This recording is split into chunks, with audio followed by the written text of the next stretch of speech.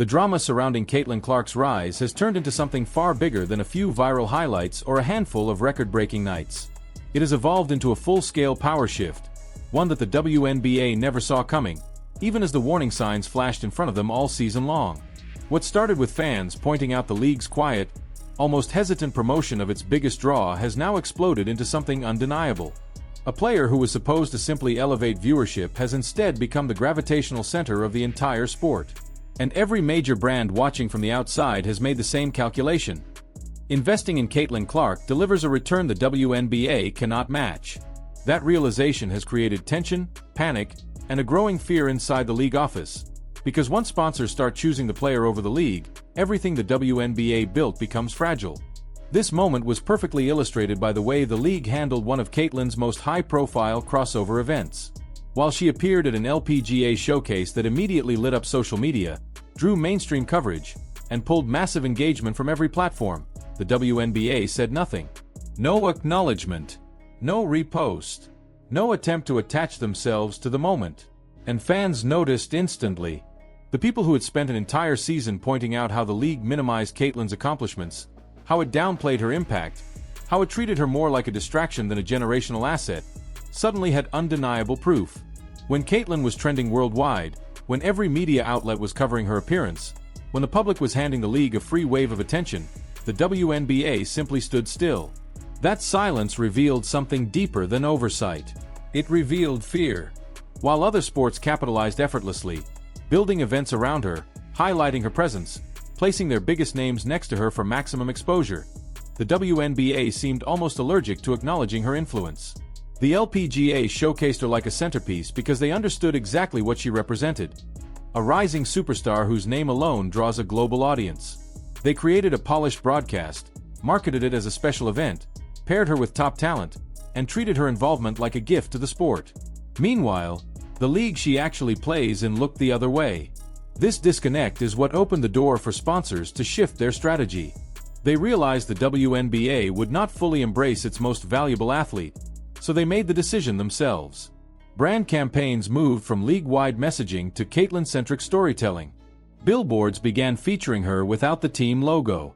Commercials highlighted her face, her handle, her influence, with barely a mention of Indiana or the WNBA at all.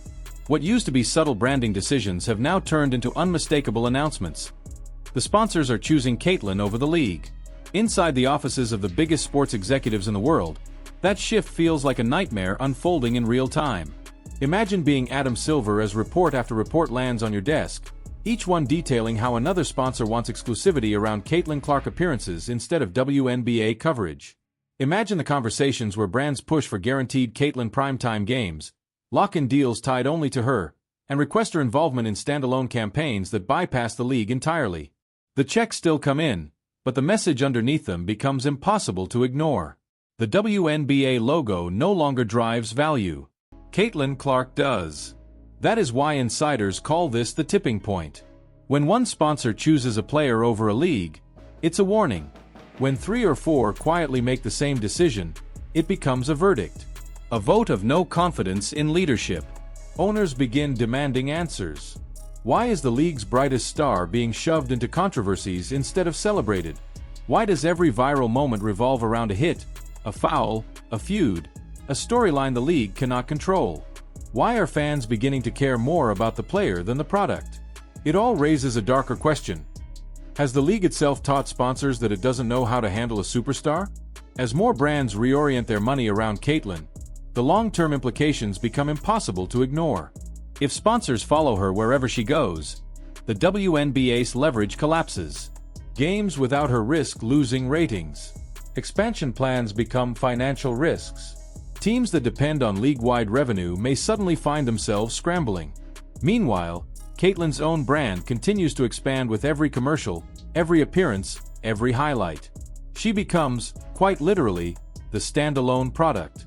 That is why her new commercials have hit with such staggering force. The State Farm spot didn't just trend, it became a cultural moment, a piece of content fans watched on repeat because Caitlin's timing, delivery, and presence felt effortless. It made her look like someone who had already spent years in front of national cameras. And then came the Nike commercial. Slick, powerful, emotional, full of star power and messaging that felt tailor-made for the new era of women's sports. Nike placed her next to some of the most recognizable female athletes in the world, framing her not as a rookie but as a peer, a leader, a future icon. The shot of her eye transitioning into the Kobe logo wasn't just clever editing. It was symbolism. A passing of the torch. A reminder that Nike doesn't attach the Mamba legacy to just anyone. The timing of this ad mattered too. Nike had been under fire for staying silent on issues affecting women's sports, criticized by fans who felt the brand wasn't supporting female athletes strongly enough. So when they decided to respond, they didn't do it quietly. They built a commercial with Caitlin Clark at its center, framing her as the embodiment of the message. Resilience, ambition, confidence, and undeniable star power. The result exploded online, pulling millions of views across platforms, earning fan edits, reaction videos, and discussions that overshadowed actual league coverage. And when the shoes sold out in under a minute, it solidified what every company in the world already knows. Caitlin Clark is not just a rising athlete. She is a market mover, a commercial force, a global name that commands attention every time she appears on screen. Nike, Gatorade, State Farm, Wilson, they are not gambling on hype. They are responding to data. Every new ad sparks surges in merch sales, jersey buys, search trends, social media engagement, and long-form content consumption. No one in the WNBA has ever done that before. This is why the conversation around Caitlin's commercials feels so enormous. Every ad functions like another chapter in the story of a superstar who is outgrowing the boundaries of the very league she plays in. Whether the WNBA embraces this moment or loses control of it is a decision that must be made immediately, because if brands continue redirecting their investments toward her alone, the league may not be able to recover. Now the question goes to you. Are sponsors right to follow Caitlin Clark directly, or are they putting the future of women's basketball at risk by sidelining the league? Let me know your thoughts below. And if you want a deeper look into how Caitlin Clark is changing the business, culture, and future of the sport, make sure you like, subscribe, and check out the next video waiting for you. This story is only getting bigger from here.